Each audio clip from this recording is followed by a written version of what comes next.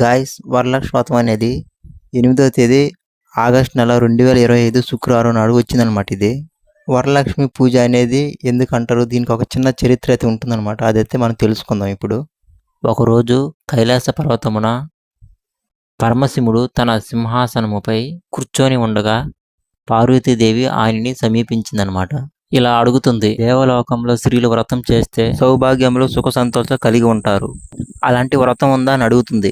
దాని పేరే వరలక్ష్మి వ్రతం అంటారు. ఆ వ్రతమును శ్రావణ మాసంలో శుక్లపక్ష పౌర్ణమికి ముందు వచ్చే శుక్రవారం రోజు చేయవలెను. భక్తి శ్రద్ధలతో చేస్తే సులభంగా జరుగుతాయి. పార్వతీదేవి ఎలా చేయాలని అడుగుతుంది శివుణ్ణి. ఏ దేవతని పూజించాలి, ఎవరైనా ఇంతకు ముందు చేశారని ఆ వివరాలు చెప్పండి అని అడుగుతుంది శివుణ్ణి.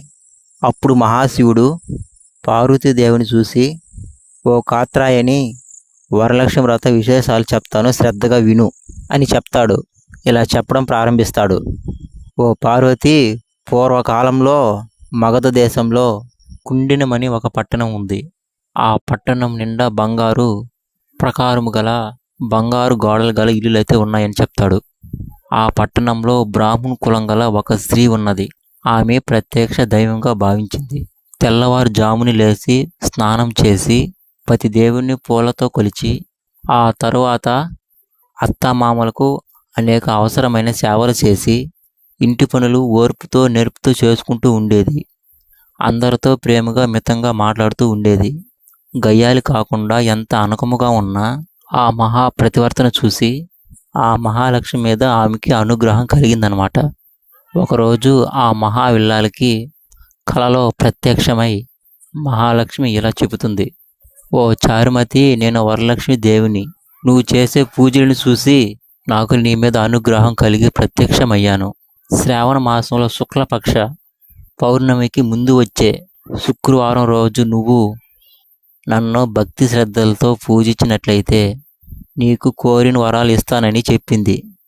ప్రత్యక్షమైన అమ్మవారిని చూసి ఎంతో మురిచిపోయిన చారుమతీదేవి కలలోని వరలక్ష్మీదేవికి నమస్కారాలు చేసి వివిధ విధులుగా స్తోత్రాలు చదివింది. జగద్దనిని నీ కటాక్షం కలిగితే చాలు అని చెప్పింది. సకల సంపన్నులు అవుతారు. నేను పూర్వజన్మలో పూజలు చేయడం వల్ల నీ దర్శన భాగ్యం కలిగింది. ఆ వరలక్ష్మీదేవి చాలా సంతోషించింది. ఉదయం లేయగానే తన భర్తకు అత్తమ్మలకు తమ విషయం చెప్పింది. వాళ్ళు సంతోషించి వరలక్ష్మి వ్రతం చేయమని చెప్పారు. ఊరిలో ఉన్న వనితులకు ఈ విషయం చెప్పింది. పౌర్ణమి రాబోయే ముందు వారం రోజుకి ఎదురు చూస్తున్నారు. శ్రావణ శుక్రవారం రోజున చారుమతి గ్రామంలో స్త్రీలు ఉదయాన్నే లేచి తలస్నానం చేసి పట్టు వస్త్రాలు ధరించి అందరూ చారుమతి గృహానికి చేరుకున్నారు. ఆమె గృహంలో ఒక ప్రదేశంలో గుమ్మం క్లీనింగ్ చేసి ముగ్గులు పెట్టి మండపం ఏర్పరిచింది. ఆ మండపంపై బియ్యం పోసి పచ్చి పల్లాలు, రావి జూవి, ఉత్తరేణి, మామిడి పూజా ఫలాలతో వరలక్ష్మీదేవిని అలంకరించింది. వరలక్ష్మీదేవిని సంకల్ప విధులతో ఆహ్వానించి స్వర్ణ రుచిత తామ్ర మృమ్మరీయ మూర్తులను ప్రతిష్ఠించవచ్చు. అమ్మవారిని చోడసభ చారులతో పూజించారు. 9 పోగుల తోరణాలను చేతి కట్టుకుని ప్రదక్షిణలు చేశారు. మొదట ప్రదక్షిణ చేయగానే ఆ స్త్రీలకు కాళ్ళకు గల్గల్ శబ్దాలు, కాళ్ళకి గజ్జలు, ఆభరణాలు ప్రసాదించబడ్డాయి. రెండో ప్రదక్షిణ చేయగానే హస్తములకు నవరత్న ఖచ్చిత కంకణాలు దగదగమన్నాయి.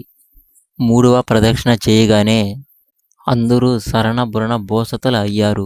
చారుమతి వరలక్ష్మి వ్రతం ఫలితంగా స్త్రీలు అందరి ఇల్లుళ్ళు ధనం, వాహనాలతో, వస్తువులతో నిండిపోయాయి. వాళ్ళ ఇంటి నుంచి వాహనాలు తిరిగి వచ్చాయి. వాళ్ళని తీసుకుని వెళ్ళారు. వరలక్ష్మి వ్రతం వల్ల పూజలు చేయడం వలన సకల సౌభాగ్యాలు కలిగాయి. ముని సృష్టిలారా, పరమేశ్వరుడు పార్వతీదేవికి ఉపదేశించిన వరలక్ష్మి వ్రతం సవిస్తరంగా వివరించినాడు. వరలక్ష్మి వ్రతం రోజున ఈ కథ వింటే చాలా మంచిది. ఇది గాయ్స్ వీడియో. ఈ వీడియో మీకు నచ్చినట్లయితే లైక్ చేసి షేర్ చేయండి. మరిన్ని వీడియో కోసం Yugandhar with nature channel subscribe చేసుకోండి ఫ్రెండ్స్. Okay, bye.